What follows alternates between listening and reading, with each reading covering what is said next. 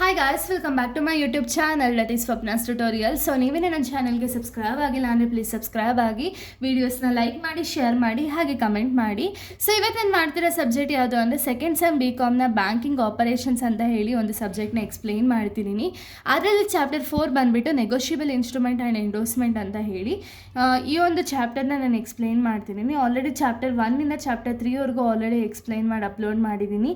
ಯಾರ್ಯಾರೆಲ್ಲ ಆ ವೀಡಿಯೋಸ್ನ ನೋಡಿಲ್ವೋ ಒಂದ್ಸತಿ ಆ ವೀಡಿಯೋಸ್ನ ನೋಡ್ಕೊಂಡು ಬಂದು ಈ ಒಂದು ವೀಡಿಯೋನ ನೋಡಿ, ಬಿಕಾಸ್ ನಿಮಗೆ ಒಂದು ಕಂಟಿನ್ಯೂಷನ್ ಅನ್ನೋದು ಸಿಗ್ತಾ ಹೋಗುತ್ತೆ. ಓಕೆನಾ?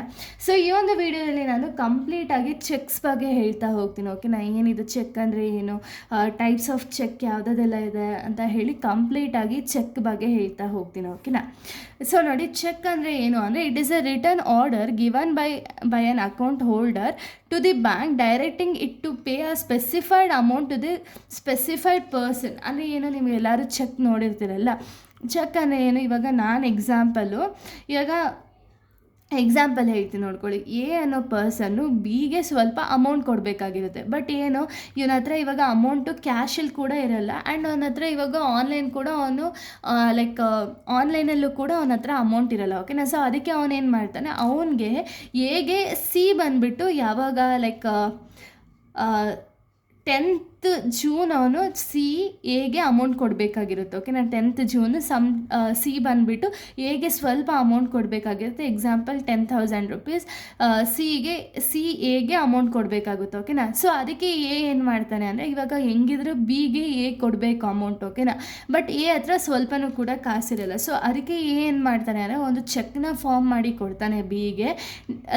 ಅದು ಚೆಕ್ಗೆ ಒಂದು ಡೀಟೇಲ್ಸ್ನೆಲ್ಲ ಮೆನ್ಷನ್ ಮಾಡಿರ್ತಾನೆ. ಓಕೆನಾ? ಏನೇನು ಡೀಟೇಲ್ಸ್ ಬೇಕೋ ಎಲ್ಲ ಡೀಟೇಲ್ಸು ಮೆನ್ಷನ್ ಮಾಡಿ, ಈ ರೀತಿ ನಿನಗೆ 10th ನಾನು ಅಮೌಂಟನ್ನು ಹಾಕ್ತೀನಿ, ಆವಾಗ ನೀನು ಚೆಕ್ನ ಡೆಪಾಸಿಟ್ ಮಾಡಿ ಅದನ್ನು ನೀನು ಕ್ಯಾಶ್ ತಗೋ ಅಂತ ಹೇಳಿ ಒಂದು ಚೆಕ್ ಅನ್ನೋದನ್ನ ಬರ್ಕೊಟ್ಟಿರ್ತಾನೆ. ವೆದರ್ ಅವನು ಇಮಿಡಿಯೇಟಾಗಿ ಕ್ಯಾಶ್ ಚೆಕ್ಕಾರು ಕೊಡ್ಬೋದು, ಅಥವಾ ಅವನು ಈ ರೀತಿ ನೆಕ್ಸ್ಟ್ ಡೇಟ್ನ ಮೆನ್ಷನ್ ಮಾಡಿ ಕೊಡ್ಬೋದು. ಓಕೆನಾ?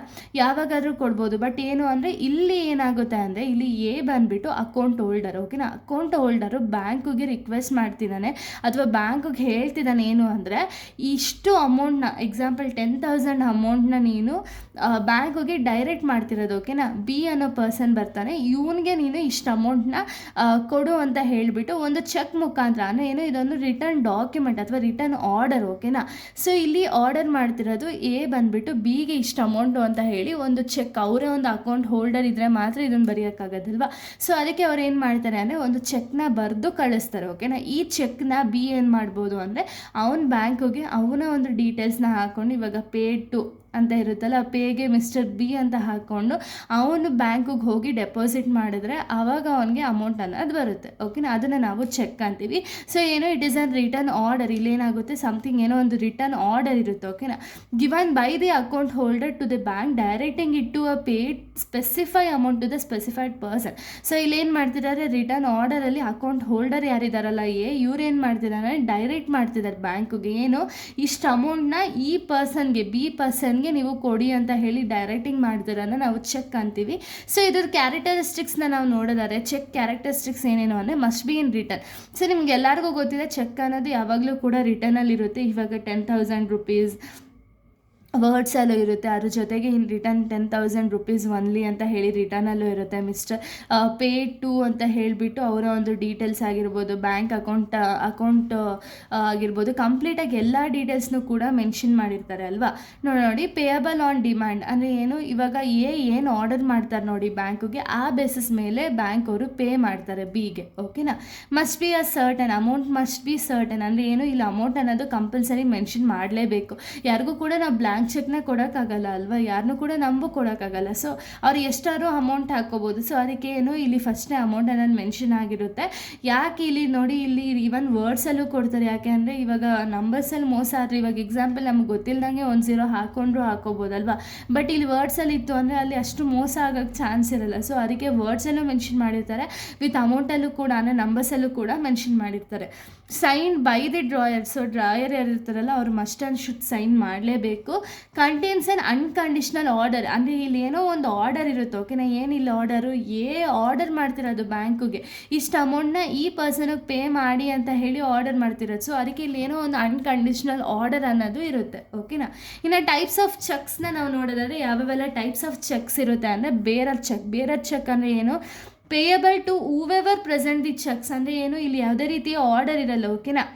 ಈಗ ಎ ಪರ್ಸನು ಬಿಗೆ ಕೊಟ್ಟಿರ್ತಾರೆ, ಬಟ್ ಬಿ ಏನು ಮಾಡ್ಬೋದು ಅಂದರೆ ಅವನೇ ಅಮೌಂಟ್ನ ತೊಗೋಬೋದು, ಅಥವಾ ಬೇರೆಯವ್ರಿಗೂ ಕೂಡ ಆ ಚೆಕ್ಕನ್ನು ಕೊಟ್ಟು ಅಮೌಂಟ್ನ ತೊಗೋಬೋದು. ಈ ರೀತಿ ಸಮಥಿಂಗ್ ಏನೂ ಕೂಡ ಇಲ್ಲಿ ಕಂಡೀಷನ್ಸ್ ಅನ್ನೋದಿರಲ್ಲ. ಯಾರು ಚೆಕ್ನ ಕೊಡ್ತಾರೆ ಅವರು ಅಮೌಂಟನ್ನು ಇಸ್ಕೋಬೋದು, ಓಕೆನಾ.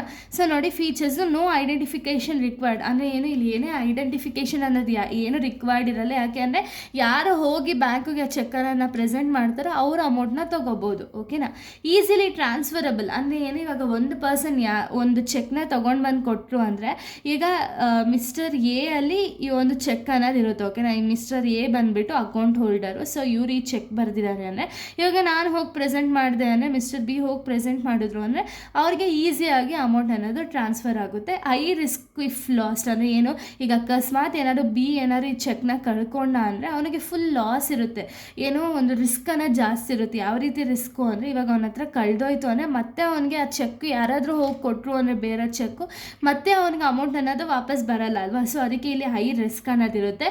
Risk of theft and misuse ಅಂದರೆ ಏನು, ಇವಾಗ ಯಾರಾದರೂ ಸಿ ಬಂದುಬಿಟ್ಟು ಏನಾದ್ರು ಕಳ್ತನ ಮಾಡಿದ್ರು ಅಂದರೆ ಅಕಸ್ಮಾತ್ ಇವ್ರ ಕೈಲಿ ಸೇರಿದ್ರು ಅಂದರೆ ಇವ್ರ ಅಕೌಂಟ್ಗೆ ಹೋಗಿ ಅವ್ರ ಅಮೌಂಟನ್ನು ಹಾಕಿಸ್ಕೋಬೋದಲ್ವಾ. ನೆಕ್ಸ್ಟ್ ಈಸಿಲಿ ಟ್ರಾನ್ಸ್ಫರಬಲ್ ಅಂದರೆ ಏನು, ಒಂದು ಪರ್ಸನಿಂದ ಇನ್ನೊಂದು ಪರ್ಸನ್ ಅಕೌಂಟ್ಗೆ ಈಸಿಯಾಗಿ ಟ್ರಾನ್ಸ್ಫರ್ ಅನ್ನೋದಾಗುತ್ತೆ. ಇದು bearer cheque.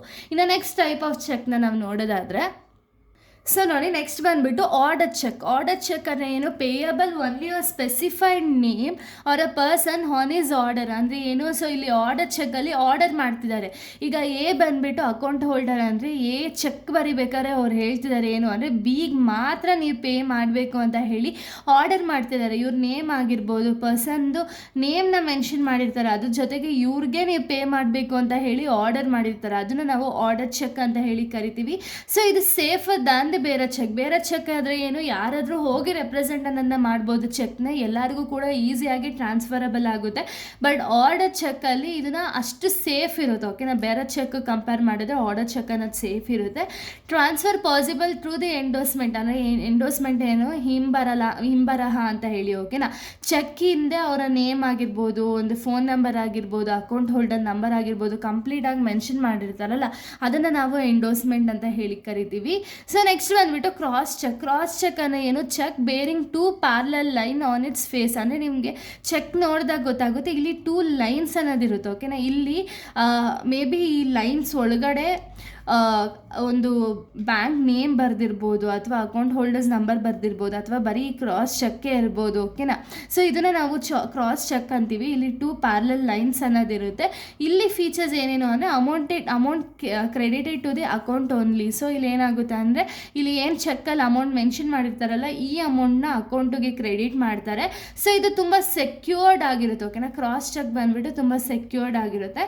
Next post dated cheque ಅಂದರೆ ಏನು, cheque bearing a future date cannot be paid before the specified date. ಅಂದರೆ ಏನು, ಇಲ್ಲಿ ಮೆನ್ಷನ್ ಮಾಡಿರ್ತಾರೆ ಚೆಕ್ಕಲ್ಲಿ, ಓಕೆನಾ. ಇಷ್ಟು ಅಮೌಂಟ್ನ ಈ ಡೇಟಲ್ಲಿ, ಎಕ್ಸಾಂಪಲ್ ಇವಾಗ ಏನು 15th ಜೂನ್ ಅಂದ್ಕೊಳ್ಳಿ, 15th ಜೂನ್ಗೆ ಹೇಗೆ ಯಾರೋ ಒಬ್ಬರು ಅಮೌಂಟ್ ಹಾಕಬೇಕಾಗಿರುತ್ತೆ. ಅದಕ್ಕೆ ಏನು ಮಾಡಿರ್ತಾನೆ ಅಂದರೆ 15th ಜೂನ್ಗೆ ನಾನು ಒಂದು ಚೆಕ್ನ ಬರೀತೀನಿ ಅಂತ ಹೇಳಿ ಆ ಚೆಕ್ನ ಬರೆದು ಬಿಗೆ ಕೊಟ್ಟಿರ್ತಾರೆ. ಬಿ ಬಂದುಬಿಟ್ಟು ಅದಕ್ಕೂ ಮುಂಚೆ ಆ ಚೆಕ್ನ ಬ್ಯಾಂಕಿಗೆ ಹೋಗಿ ಹಾಕೋಕ್ಕಾಗಲ್ಲ, ಓಕೆನಾ. ಆ ಒಂದು ಸ್ಪೆಸಿಫೈಡ್ ಡೇಟ್ ಏನಿರುತ್ತಲ್ಲ ಅದೇ ಡೇಟ್ಗೆ ಅವನು ಹೋಗಿ ಬ್ಯಾಂಕಿಗೆ ರೆಪ್ರೆಸೆಂಟ್ ಮಾಡಬೇಕಾಗುತ್ತೆ. ಅದನ್ನು ನಾವು ಪೋಸ್ಟ್ ಡೇಟೆಡ್ ಚೆಕ್ ಅಂತ ಹೇಳಿ ಕರಿತೀವಿ. ಇನ್ನು ನೆಕ್ಸ್ಟ್ ಬಂದುಬಿಟ್ಟು ಕ್ರಾಸ್ ಚೆಕ್ಕಲ್ಲಿ ಟೈಪ್ಸ್ಗಳಿದೆ, ಓಕೆನಾ. ಯಾವುದೇದು ಅಂದರೆ ಕ್ರಾಸ್ ಚೆಕ್ಕನ್ನು ನಾನು ಆಗಲೇ ಇಲ್ಲಿ ಹೇಳಿದ್ದೀನಿ ಏನು ಅಂದರೆ, it is a 2 parallel transfer lines on its face of the cheque to provide a additional safety. ಅಂದರೆ ನಿಮ್ಗೆ ಆಲ್ರೆಡಿ ಹೇಳಿದ್ದೀನಿ ಕ್ರಾಸ್ ಚೆಕ್ಕು. ಸೊ ಈ 2 ಲೈನ್ಸ್ ಏನು ರೆಪ್ರೆಸೆಂಟ್ ಮಾಡುತ್ತೆ ಅಂದರೆ, ಇಂದಿದ್ದು ಎಲ್ಲ ಚೆಕ್ಸ್ಗೂ ಕಂಪೇರ್ ಮಾಡಿದ್ರೆ ಅಡಿಷ್ನಲ್ ಸೇಫ್ಟಿ ಮೆಷರ್ಸ್ ಅನ್ನೋದು ಪ್ರೊವೈಡ್ ಮಾಡುತ್ತೆ, ಓಕೆನಾ. ಇದು ಆಬ್ಜೆಕ್ಟಿವ್ಸ್ ನೀವು ನೋಡೋದಾದರೆ ಪ್ರೊವೈಡ್ ಅಥವಾ ಇಂಪ್ರೂವ್ ಸೆಕ್ಯೂರಿಟಿ ಅನ್ನೋದು ಇಂಪ್ರೂವ್ ಆಗ್ತಾ ಹೋಗುತ್ತೆ. ಬೇರೆಯವರಿಂದ ಟೆಫ್ಟ್ ಆಗೋದಾಗಿರಲಿ, ಮಿಸ್ಯೂಸ್ ಆಗಿರಲಿ, ಅದೆಲ್ಲ ಚಾನ್ಸಸ್ ಅನ್ನೋದು ರೆಡ್ಯೂಸ್ ಆಗುತ್ತೆ. ಪ್ರೊಟೆಕ್ಟ್ ದ ಟ್ರೂ ಓನರ್ ಅಂದರೆ ಏನು, ಇವಾಗ ಬಿಗೆ A% ಅಮೌಂಟ್ನ ಕೊಡಬೇಕು ಅಂದರೆ ಇವರು ಓನರ್ ಆಗಿರ್ತಾರಲ್ಲ, ಬಿ ಅನ್ನೋರು ಓನರ್ ಆಗಿರ್ತಾರಲ್ಲ, ಇವ್ರಿಗೆ ಏನು ಅಮೌಂಟ್ ಬರಬೇಕು ಅದನ್ನು ಯಾರೂ ಕೂಡ ಬೇರೆ ವ್ಯಕ್ತಿ ಅಂದರೆ ಸಿ ವ್ಯಕ್ತಿ ಆಗಿರಲಿ ಅಥವಾ ಬೇರೆಯೊಬ್ಬರು ಈ ಅಮೌಂಟ್ನ ತಗೊಳ್ಳದೇ ಇರೋ ರೀತಿ ಒಂದು ಸೆಕ್ಯೂರಿಟಿ ಮೆಷರ್ಸ್ ಅನ್ನೋದು ಪ್ರೊವೈಡ್ ಮಾಡ್ತಾ ಹೋಗುತ್ತೆ. ಓಕೆನಾ. ಈ ಕ್ರಾಸ್ ಚೆಕ್ಕಲ್ಲಿ ಟೈಪ್ಸ್ ಇದೆ ಯಾವುದಾದ್ರು ಅಂದರೆ ಜನರಲ್ ಕ್ರಾಸಿಂಗ್ ಒಂದಿದೆ, ಸ್ಪೆಷಲ್ ಕ್ರಾಸಿಂಗ್ ಅಂತ ಹೇಳಿ 2 ಟೈಪ್ಸ್ ಇದೆ. ಜನರಲ್ ಕ್ರಾಸಿಂಗ್ ಅಂದರೆ ಏನು ಅಂದರೆ 2 parallel lines are drawn across the cheque with or without words such as and or not negotiable ಅಂದರೆ ಏನು. ಸೊ ಇಲ್ಲೇನಾಗುತ್ತೆ ಅಂದರೆ ಈ ಒಂದು 2 ಪ್ಯಾರಲಲ್ ಲೈನ್ಸ್ ಏನಿದೆಯಲ್ಲ, ಈ ಪ್ಯಾರಲಲ್ ಲೈನ್ಸ್ ಬಂದುಬಿಟ್ಟು ಡ್ರಾ ಆಗಿರುತ್ತಲ್ಲ, ಡ್ರಾ ಆಗಿರ್ಬೇಕಾದ್ರೆ ಇಲ್ಲಿ ವರ್ಡ್ಸ್ನ ಮೆನ್ಷನ್ ಮಾಡ್ಬೋದು ಅಥವಾ ಮೆನ್ಷನ್ ಮಾಡದೇ ಇರ್ಬೋದು. ಓಕೆನಾ. ಅದನ್ನು ನಾವು ಜನರಲ್ ಕ್ರಾಸಿಂಗ್ ಅಂತೀವಿ. ಬರೀ ಲೈನ್ಸ್ ಯಾರು ಹಾಕ್ಬೋದು ಅದು, ಅಥವಾ ಅದ್ರ ಜೊತೆಗೆ ಒಳಗಡೆ ಮೆನ್ಷನ್ ಯಾರು ಮಾಡ್ಬೋದು, ಅದನ್ನು ನಾವು ಜನರಲ್ ಕ್ರಾಸಿಂಗ್ ಅಂತೀವಿ. ಸೊ ಇಲ್ಲೇನಾಗುತ್ತೆ ಅಂದರೆ ಈ ಕ್ರಾಸ್ಡ್ ಚೆಕ್ಕಲ್ಲಿ ಏನಾಗುತ್ತೆ ಅಂದರೆ ಮಿಸ್ಯೂಸ್ ಅನ್ನೋದು ರೆಡ್ಯೂಸ್ ಆಗ್ತಾ ಹೋಗುತ್ತೆ. ಇದ್ರ ಜೊತೆಗೆ safer than the open cheque ಏನಿದೆಯಲ್ಲ ಅದಕ್ಕಿಂತ ತುಂಬ ಸೇಫರ್ ಆಗಿರುತ್ತೆ ಆ್ಯಂಡ್ ಪ್ರೊವೈಡ್ಸ್ ದ ಸೇಫ್ಟಿ ಅನ್ನೋದು ಜಾಸ್ತಿ ಇರುತ್ತೆ ಈ ಒಂದು ಕ್ರಾಸ್ ಚೆಕ್ಕಲ್ಲಿ. ಓಕೆನಾ. ಜನರಲ್ ಕ್ರಾಸಿಂಗಲ್ಲಿ. ಇನ್ನು ಸ್ಪೆಷಲ್ ಕ್ರಾಸಿಂಗ್ ಅಂದರೆ ಏನು ಅಂದರೆ the name of the specific bank is return on the between the 2 parallel lines. Example Canara bank ಅಂದರೆ ಏನು. ಸೊ ಇಲ್ಲಿ ಏನಾಗುತ್ತೆ ಅಂದರೆ ಈ 2 ಪ್ಯಾರಲಲ್ ಲೈನ್ಸ್ ಏನಿರುತ್ತಲ್ಲ ಇದ್ರ ಮಧ್ಯ ಬ್ಯಾಂಕ್ ನೇಮ್ ಅನ್ನೋದನ್ನ ಮೆನ್ಷನ್ ಮಾಡಿರ್ತಾರೆ, ಅದನ್ನು ನಾವು ಸ್ಪೆಷಲ್ ಕ್ರಾಸಿಂಗ್ ಅಂತೀವಿ. ಸೊ ಇಲ್ಲೇನಾಗುತ್ತೆ ಗ್ರೇಟರ್ ಸೆಕ್ಯೂರಿಟಿ ಅನ್ನೋದು ಜಾಸ್ತಿ ಇರುತ್ತೆ. ಅದ್ರ ಜೊತೆಗೆ payment only made through the bank name, through the named bank ಅಂದರೆ ಏನು, ಇವರು ಏನು ನೇಮ್ ಮಾಡಿರ್ತಾರಲ್ಲ ಬ್ಯಾಂಕ್ ನೇಮು, ಈಗ ಕೆನರಾ ಬ್ಯಾಂಕ್ ಆಗಿರ್ಬೋದು ಅಥವಾ ಕರ್ನಾಟಕ ಬ್ಯಾಂಕ್ ಆಗಿರ್ಬೋದು, ಏನು ಮೆನ್ಷನ್ ಮಾಡಿರ್ತಾರಲ್ಲ ಅದೇ ಬ್ಯಾಂಕಲ್ಲಿ ಹೋಗಿ ಇವರು ಚೆಕ್ ಅನ್ನೋದನ್ನ ಕೊಡಬೇಕು. ಓಕೆನಾ. ಅಲ್ಲಿ ಮಾತ್ರ ಇವ್ರಿಗೆ ಅಮೌಂಟ್ ಅನ್ನೋದು ಸಿಗುತ್ತೆ. ಸೊ ಅದನ್ನು ನಾವು ಸ್ಪೆಷಲ್ ಕ್ರಾಸಿಂಗ್ ಅಂತ ಹೇಳಿ ಕರಿತೀವಿ. ಓಕೆನಾ. ಸೊ ಇಲ್ಲಿಗೆ ಒಂದು ಟಾಪಿಕ್ ಅನ್ನೋದು ಕಂಪ್ಲೀಟ್ ಆಗುತ್ತೆ. ನೆಕ್ಸ್ಟ್ ವೀಡಿಯೋದಲ್ಲಿ ನಾನು ಬೇರೆ ಒಂದು ಟಾಪಿಕ್ನ ಎಕ್ಸ್ಪ್ಲೇನ್ ಮಾಡ್ತೀನಿ. So thank you guys, thanks for watching.